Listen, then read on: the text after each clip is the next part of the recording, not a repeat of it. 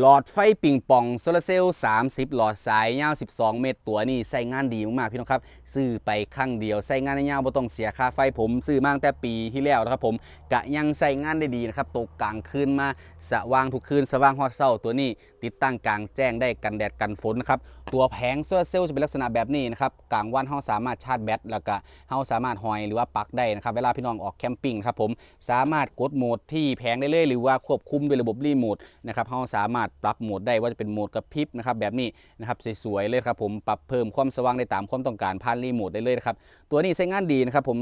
ถือว่าแบบตอบโจทย์เลยนะครับเอาไปประดับร้านบ้านร้านสวนร้านแคมปิ้งร้านอาหารคาเฟ่ได้หมดเลยนะครับลงทุนครั้งเดียวไม่ต้องเสียค่าไฟชุด30หลอดนะครับทางร้านจะแถมหลอดอะไรมาให้อีก3หลอดเล่นครับผมสามารถถอดเปลี่ยนหลอดได้นะครับเป็นหลอดไซ LED หลอดดวงใหญ่เท่าหลอดปิงปองเล่นครับผมตัวนี้สินค้าตรงปกคัดมาให้แล้วราคาหลักร้อยพี่น้องครับมีหลายขนาดให้เลือกหาพี่น้องตามหาไฟปิงปองโซเซลขอน้ำจากด้านนี้เลือกขนาดที่ตะกร้าล่างครับ